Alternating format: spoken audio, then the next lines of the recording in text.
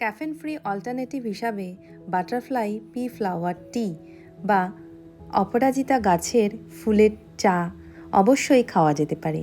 এর বেনিফিট কিন্তু অনেক।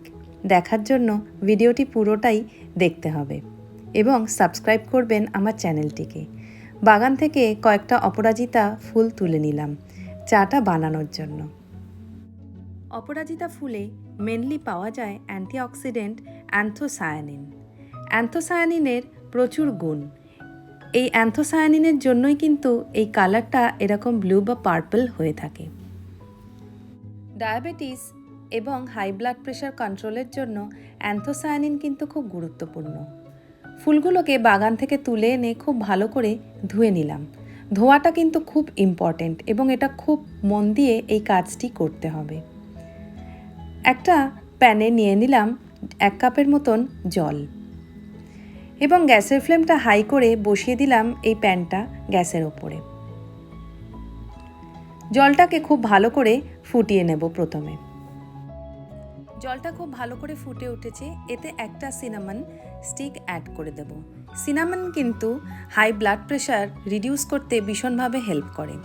সিনামনটা কিছুক্ষণ ফুটে গেলেই এর মধ্যে দিয়ে দেব অপরাজিতা ফুলগুলো। আমি এখানে 4টে থেকে 5টা ফুল দিয়ে দিয়েছি 1 কাপ চা বানানোর জন্য। অ্যান্থোসায়ানিন ব্যাড কোলেস্টেরল বার্ন করতে ভীষণভাবে হেল্প করে।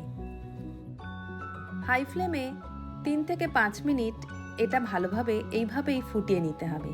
আস্তে আস্তে কালারের কেমন পরিবর্তন হচ্ছে আপনারা আশা করি দেখেই বুঝতে পারছেন।